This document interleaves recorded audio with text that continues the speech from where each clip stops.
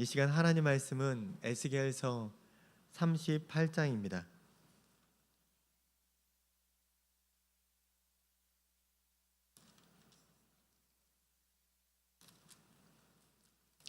에스겔서 38장 1절부터 9절까지의 말씀입니다. 에스겔 38장 1절부터 9절까지의 말씀을 함께 받들어 읽겠습니다.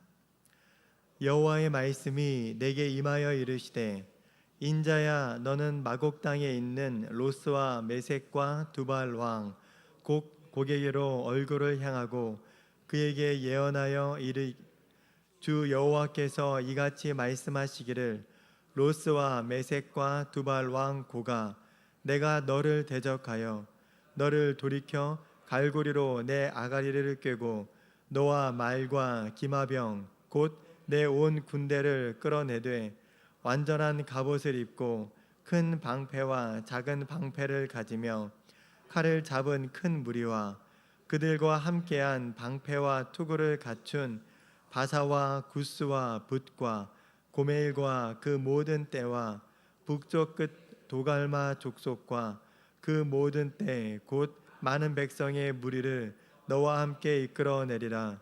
너는 스스로 예비하되 너와 내게 모인 무리들이 다 스스로 예비하고 너는 그들의 우두머리가 될지어다. 여러 날 후 곧 말년에 내가 명령을 받고 그 땅 곧 오래 황폐하였던 이스라엘 산에 이르리니 그 땅 백성은 칼을 벗어나서 여러 나라에서 모여 들어오며 이방에서 나와 다 평안히 거주하는 중이라. 내가 올라오되 너와 내 모든 때와 너와 함께한 많은 백성이 광풍같이 이르고 구름같이 땅을 덮으리라. 아멘. 오늘 말씀은 성경 정독표 오늘에 해당하는 본문의 첫 번째 부분입니다. 벌써 에스겔서도 막바지에 이르고 있습니다. 이번 달까지 우리가 성경 정독표대로 묵상을 하면 구약 성경이 끝나게 됩니다. 모든 성도님께서 이 여름 시기 힘드실 수도 있지만 성경 정독에 더 힘을 내셔서 구약 성경도 이번 달 안에 잘 마무리하시고 올해도 성경 정독을 일독할 수 있으시기를 간절히 소망합니다. 오늘 본문 에스겔서 38장의 이전 내용은 매우 소망으로 가득 찬 내용입니다. 에스겔서 37장은 우리가 어쩌면 너무나 잘 알고 있는 두 가지의 환상으로 구성되어 있습니다. 첫 번째 환상은 마른 뼈가 살아나 군대가 되는 그런 환상입니다. 너무너무 우리가 이 말씀을 가지고 힘을 얻고 믿음으로 소망 가운데 나아가게 됩니다. 또 다른 환상은 두 개의 막대기가 하나로 연결되며 남유다와 북이스라엘이 통일이 되는 하나가 되는 것을 말씀하시는 그런 환상입니다. 그래서 에스겔서 37장은 분단된 우리나라에게는 굉장히 큰 소망으로 다가오는 그런 말씀입니다.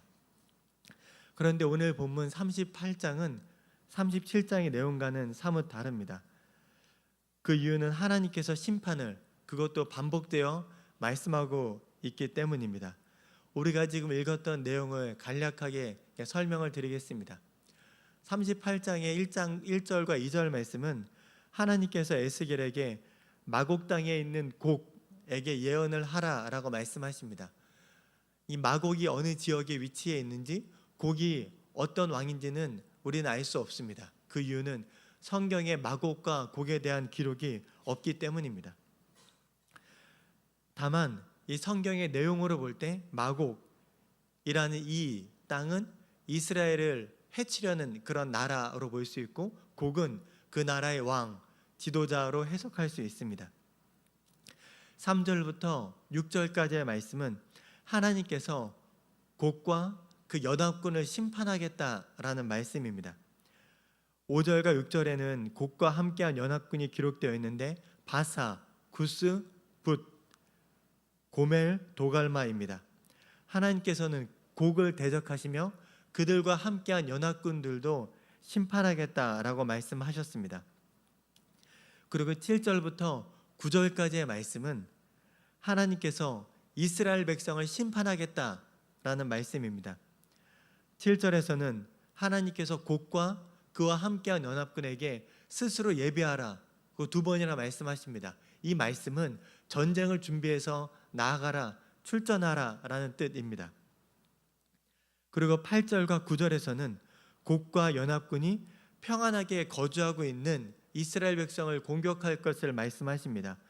곡은 바사, 굿, 붓, 고멜, 도갈마 등 5개의 연합국가 이스라엘을 공격합니다.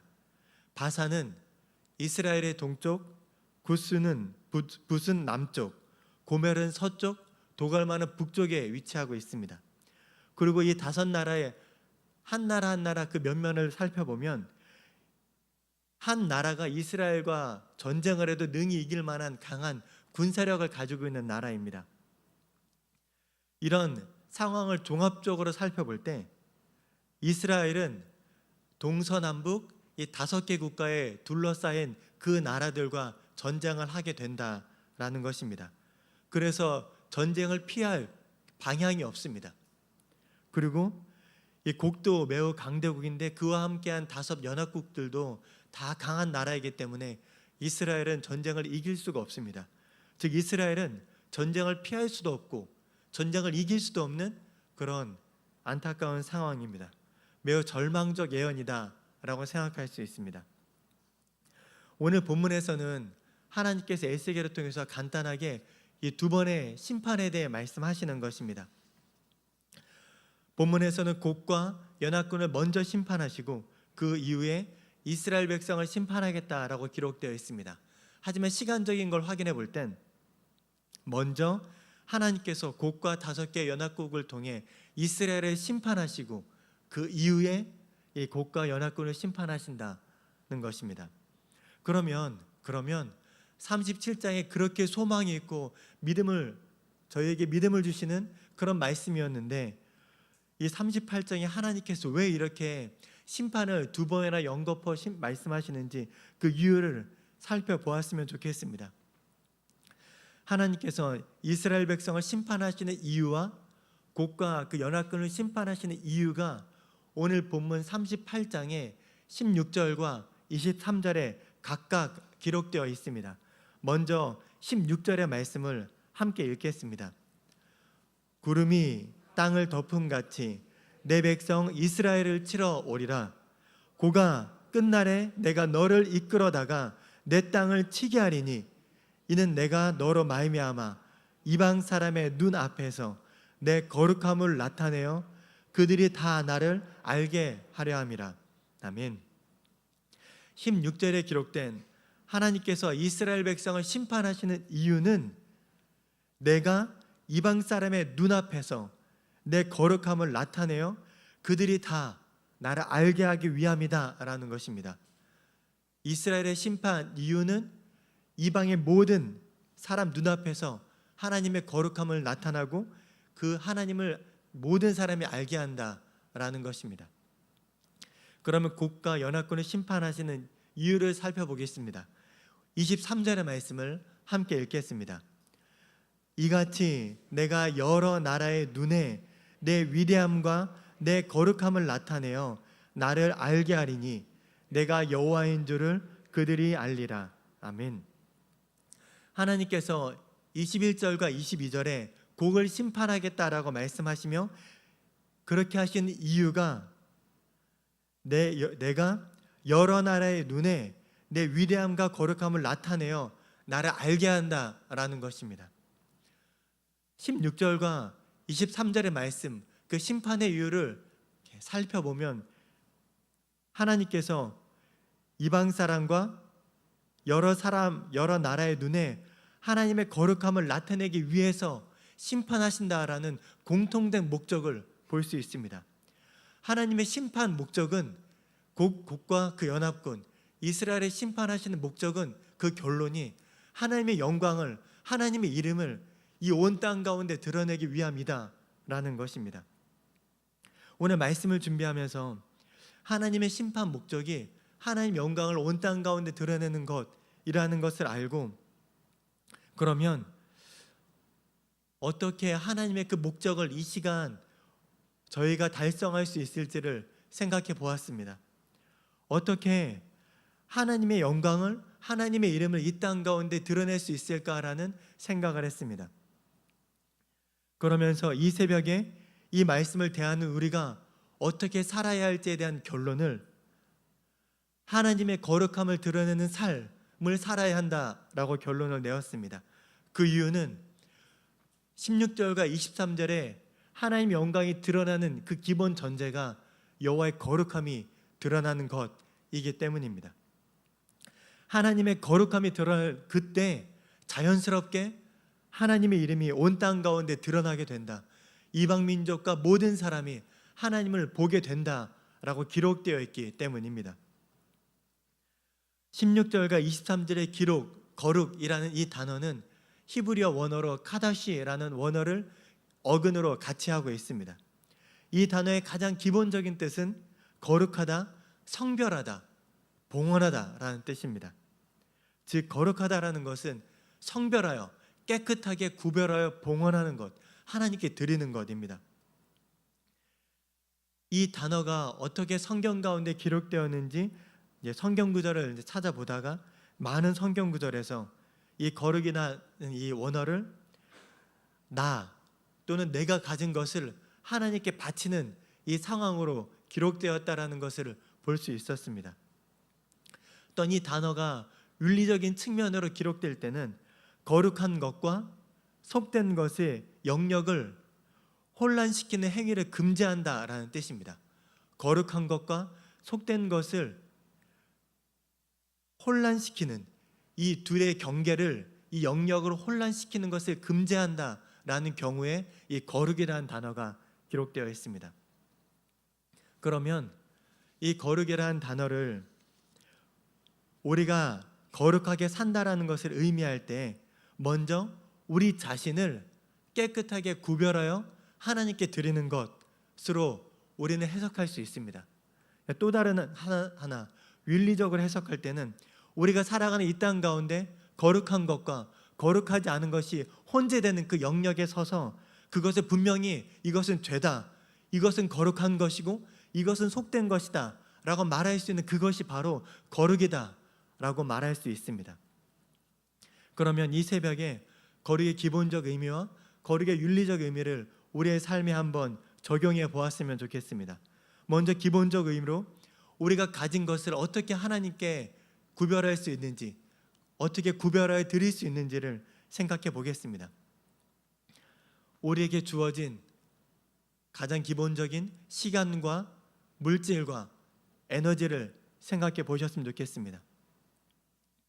우리가 깨어있는 긴 시간 중에서 우리가 얼마나 하나님께 구별하고 있는지를, 시간을 구별하고 있는지 생각해 보았으면 좋겠습니다.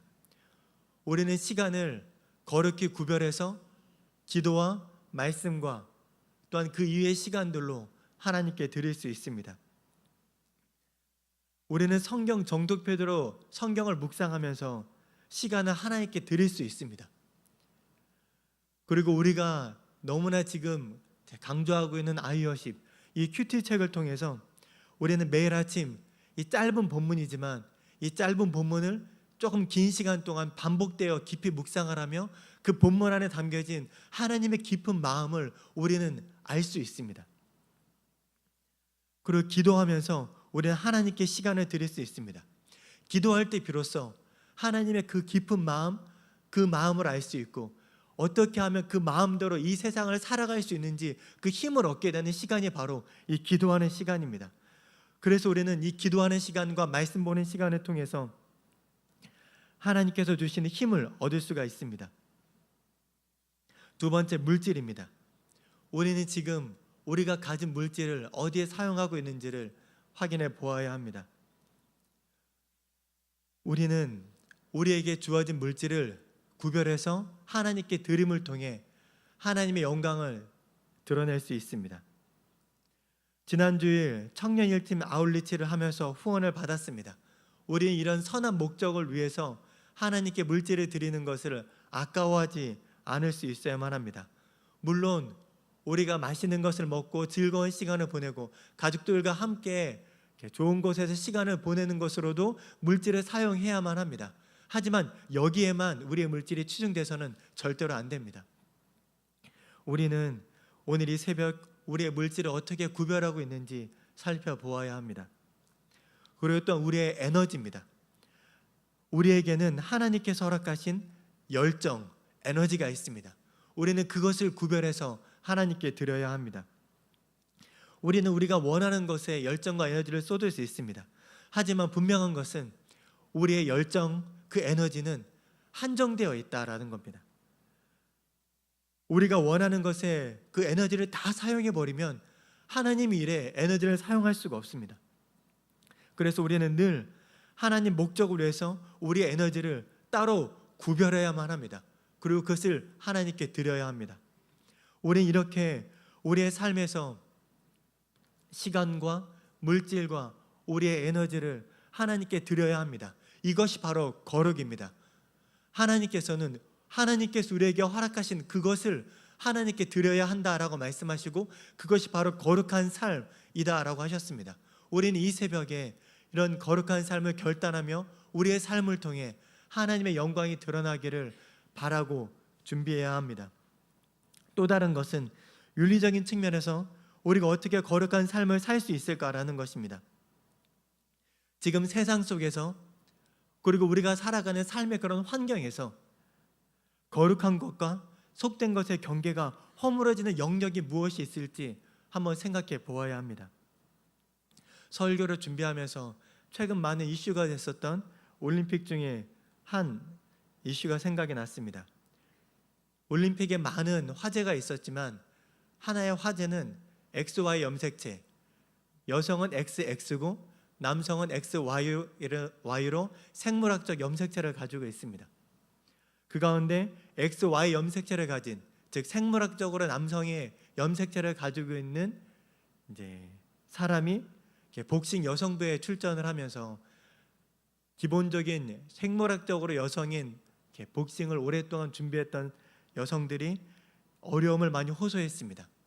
하지만 올림픽 주최 측에서는 그들의 생물학적으로 XY라 할지라도 남성이라 할지라도 그들의 여권은 여성으로 기재되어 있기 때문에 출전에 문제가 없다라는 판결을 내렸습니다. 지금은 4년에 한 번 있는 가장 공식력 있는 스포츠 대회인 이 올림픽마저도 이 성의 경계가 허물어져 있습니다. 물론 세상 사람들은 그렇게 말할 수 있습니다. 기준이 없기 때문입니다. 하지만 우리에게는 성경이라는 하나님의 말씀이 영원한 진리의 기준으로 가지고 있습니다. 그럼 우리는 그렇게 말하면 안 된다라는 것입니다. 또한 그뿐만 아니라 우리가 살아가는 이 시대 가운데 성적 도덕적 타락이 너무나 만연합니다. 전에는 죄라고 여겨졌던 부분이 그 경계가 허물어지고 모호해지면서 이제는 괜찮다라고 말합니다. 하지만 이런 상황에서 우리가 기독교인이라면 성경을 믿고 있다면 달라야 합니다. 세상 사람들은 누구나 그럴 수 있다라는 말로 정당할 수 있다 할지라도 우리는 그러면 안 됩니다. 우리가 기독교인이라면 이런 사회적 세상적 기준에 무조건 동의하지 말아야 하고 윤리적으로 세상이 어떻다 말한다 할지라도 우리는 성경에 말하는 그 윤리적 도덕적 가치를 따라야만 합니다. 이 새벽 우리가 우리 스스로를 위해서 하나님께 시간을 드렸으면 좋겠습니다. 기도하면서 이 성경적 가치관이 우리 가운데 가득할 수 있도록 오늘 하루 우리가 말씀을 가까이 하고 아이워십을 할 수 있고 기도하는 시간을 통해 우리 자신을 하나님께 거룩하게 구별할 수 있도록, 그리고 이 세상 가운데 우리가 윤리적으로 성경 가운데 입각하여서 이 세상 사람과 다를 수 있도록 그렇게 우리 오늘 이 새벽 가운데 우리 자신을 위해서 기도했으면 좋겠습니다. 어쩌면 이 땅 가운데 우리가 거룩하게 윤리적으로 살아갈 수 있는 힘은 우리의 시간과 물질과 에너지를 하나님께 드리는 그것으로부터 기인합니다. 우리가 하나님 앞에 거룩하게 살려고 결단하고 노력할 때 비로소 이 땅 가운데 거룩하게 윤리적으로 살 수 있는 힘이 나온다라는 것입니다. 그래서 오늘 이 말씀을 기억하며 하나님 저희의 삶을 통해 이 땅 가운데 영광을 받아 주시옵소서. 이 세상의 수많은 사람들, 우리와 함께 일하는 직장 동료들, 우리의 가족들, 우리 주변에 믿지 않는 수많은 사람들이 저를 통해 주님 하나님을 보게 하여 주시옵소서. 제가 하나님 거룩하게 살기로 결단합니다. 이 새벽 우리의 시간과 물질과 에너지를 하나님께 드리기로 결단합니다. 주님, 그러하오니 이 땅 가운데 윤리적으로 거룩하게 살아갈 힘을 허락하여 주시옵소서. 저의 거룩함을 통하여 하나님 홀로 영광을 받아 주시옵소서. 그렇게 이 새벽 하나님께 우리 자신을 하나님께 구별하며 드리는 시간을 보내셨으면 좋겠습니다.